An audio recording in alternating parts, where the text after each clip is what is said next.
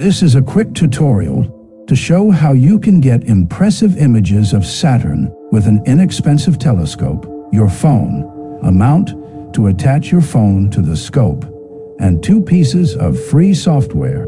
This is for beginners and won't go into great detail. Just a short video to get you started. Reply in the comments with further questions, and eventually I'll create a more thorough tutorial.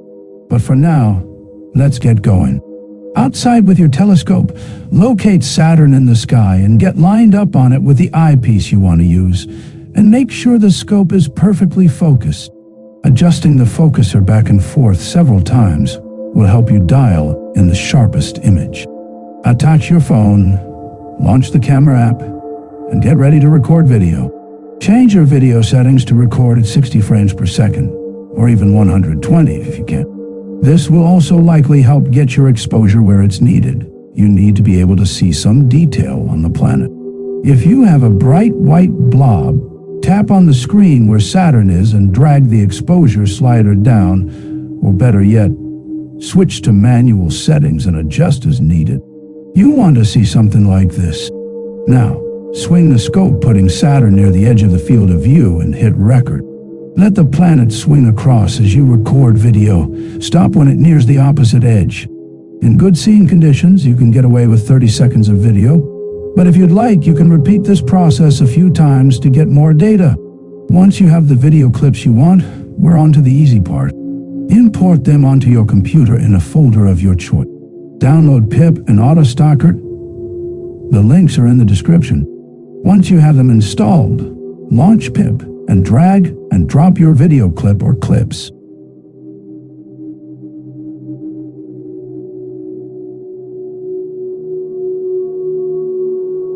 Near the bottom under Optimize Options check Planetary. Now let's browse through some of the other options to see if anything needs to be changed. Under Processing Options, in Frame, Stabilization, Mode check, Object, Planetary, check.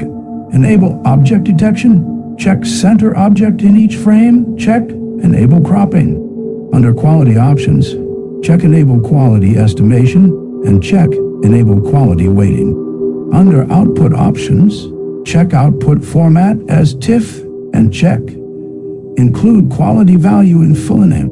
Go to the Do Processing tab, click Start Processing. Pip takes each of the frames out of your video, centers the planet, and crops out a lot of the unnecessary space around it, then exports them as individual image files.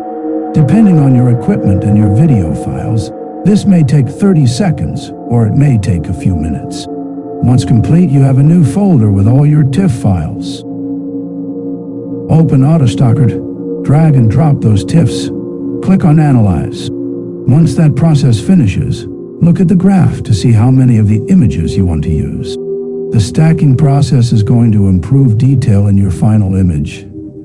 There's a balance between using a high enough number of frames to get good results without watering them down with bad data. For this project, there's a lot of good data up to this point, so by pressing Alt and clicking on the graph, those frames will be stacked.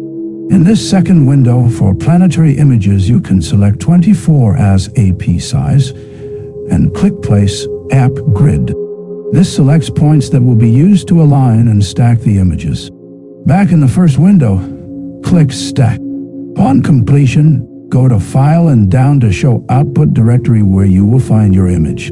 It can benefit from further sharpening and editing, but this will get you started.